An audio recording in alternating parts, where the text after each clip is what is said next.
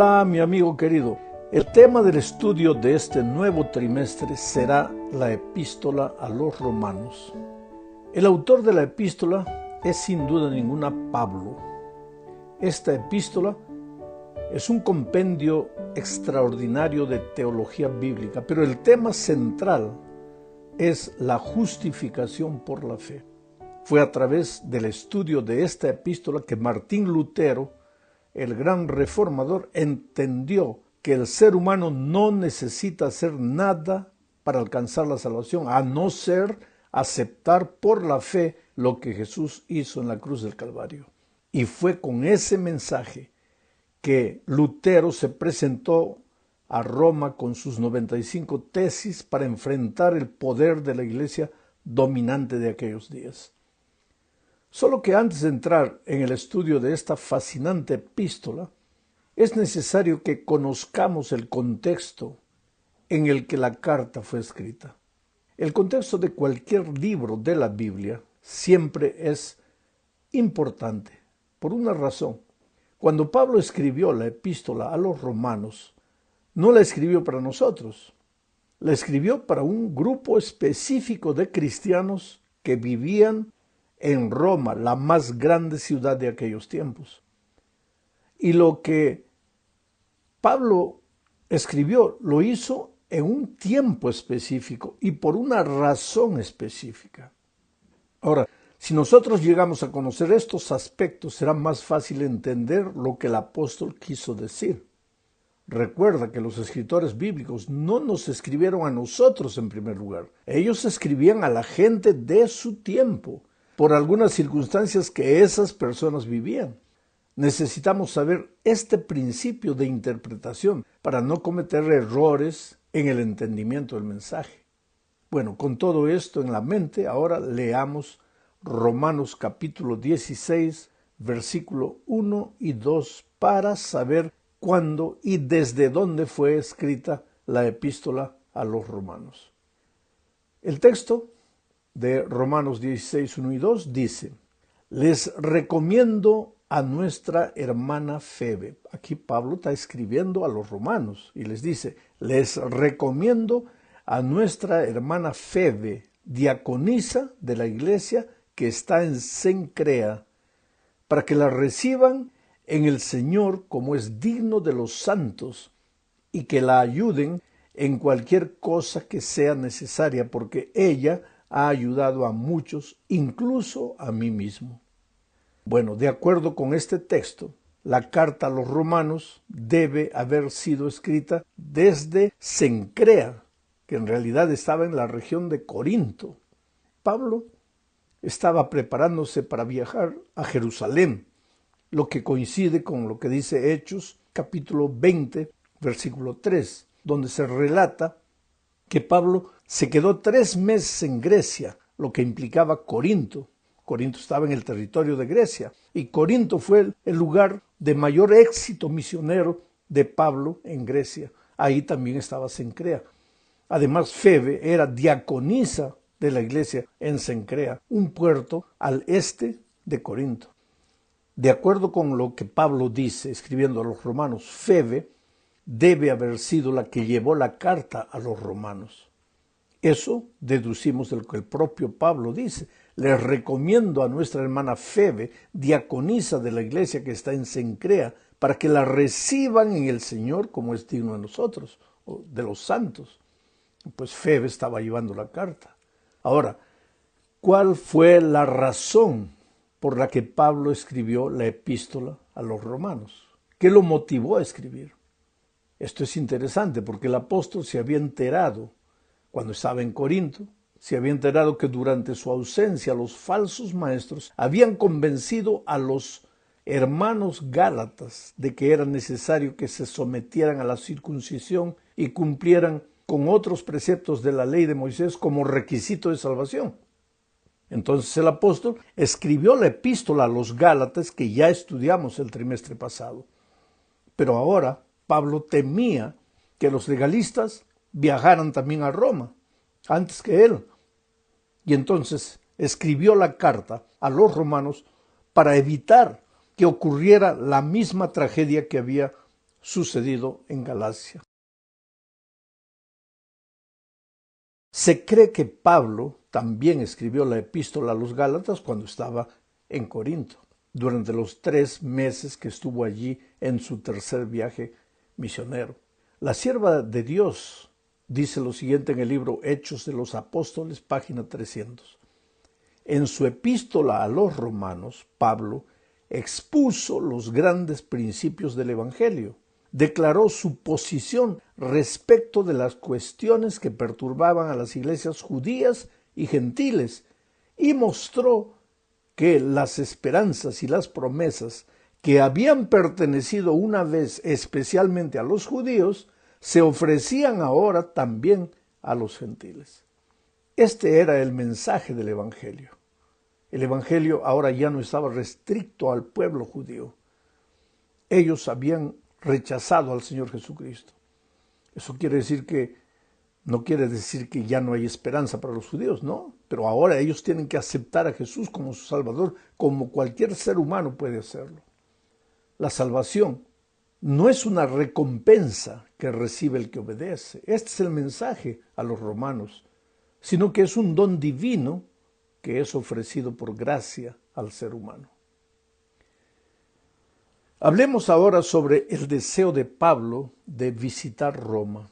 Esta es la segunda parte de nuestro estudio. Pablo era un plantador de iglesias. Él difícilmente se quedaba mucho tiempo en un lugar donde la iglesia ya estuviera establecida. Su misión era avanzar, conquistar nuevas fronteras para Cristo, esparcir el Evangelio en los lugares a donde las buenas noticias de la salvación todavía no habían llegado.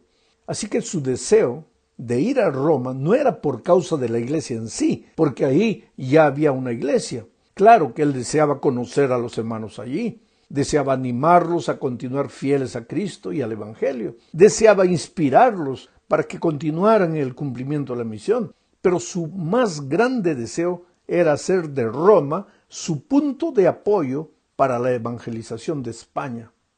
Eso está claro en Romanos capítulo 15, versículos 20 al 24, lo voy a leer. De esta manera he procurado predicar el Evangelio donde Cristo no era nombrado. ¿Ves? Aquí está retratada la intención de Pablo de no quedarse predicando donde ya la iglesia estaba establecida. Dice, de esta manera he procurado predicar el Evangelio donde Cristo no era nombrado, para no edificar sobre fundamento ajeno, sino como está escrito, verán aquellos a quienes nunca se les anunció acerca de él, y los que no han oído entenderán. Por esta razón he sido impedido muchas veces de ir a ustedes. ¿Por qué razón? Él dice, por esta razón he sido impedido muchas veces de ir a ustedes. ¿Cuál es esa razón? La razón de evangelizar nuevos territorios. ¿Y quién es el que le impidió de ir a cumplir la misión? El diablo, porque el diablo quiere que las iglesias estén ensimismadas en ellas, que no avancen, que no se esparzan. Una iglesia de 400, en lugar de dividirse y formar dos de 200 para que continúen creciendo y lleguen a 400, cada una, la de 400 prefiere quedarse siempre en 400. Se vuelven clubes religiosos. Y Pablo no quería eso. Pablo quería avanzar. Y dice, por esta razón he sido impedido muchas veces de ir a ustedes. ¿Impedido por quién? Por el demonio, porque él no quiere que la iglesia avance. Él quiere que la iglesia se vuelva nidos de creyentes que se reúnen los sábados solo para cantar y escuchar un sermón y nada más. Pero el plan de Dios es que la iglesia se esparza. Eso es para el crecimiento del cristiano. No somos un club religioso, somos una iglesia con una misión definida. Por esta razón he sido impedido muchas veces de ir a ustedes, pero ahora, no teniendo más lugar en estas regiones. ¿Qué quiere decir eso? Es decir, ya cumplí mi misión aquí. Aquí ya hay una iglesia establecida. Pero ahora, no teniendo más lugar en estas regiones y teniendo desde hace muchos años el gran deseo de ir a ustedes, a Roma, lo haré cuando viaje para España. Es decir, mi propósito no es Roma exactamente, aunque quiero visitarlos. Mi propósito es España, donde todavía no hay obra, porque espero verlos, dice, al pasar y ser encaminado por ustedes allá, una vez que en algo me haya gozado con ustedes. Vamos a ver ahora el pasaje de Pablo por Roma. Esta es la tercera parte de nuestro estudio. Su llegada a Roma no fue como él había planeado.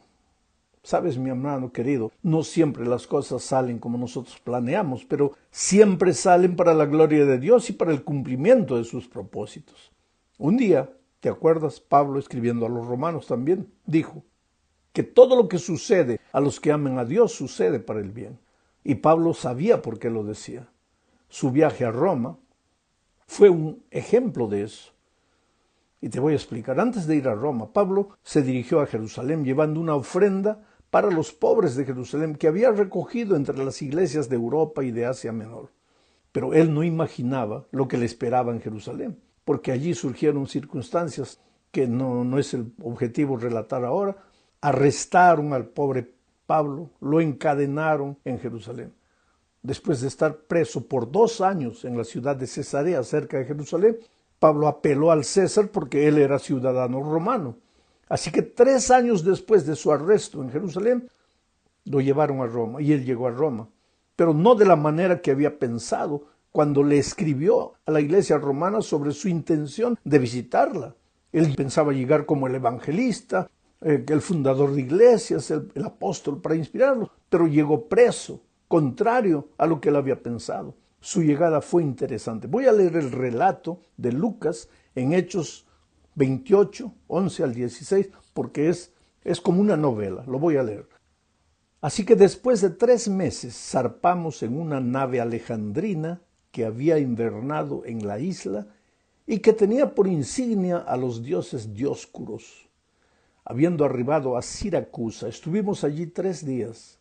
De allí, costeando alrededor, fuimos a Regio. Y un día después se levantó el viento del sur y llegamos al segundo día a Puteoli. Allí hallamos hermanos y fuimos invitados a quedarnos con ellos 7 días. Y de esta manera llegamos a Roma. Al oír de nosotros, los hermanos vinieron hasta la plaza de Apio y las 3 tabernas para recibirnos. Pablo, al verlos, dio gracias a Dios y cobró ánimo. Esto es interesante. Parece que en el viaje Pablo estaba medio desanimado.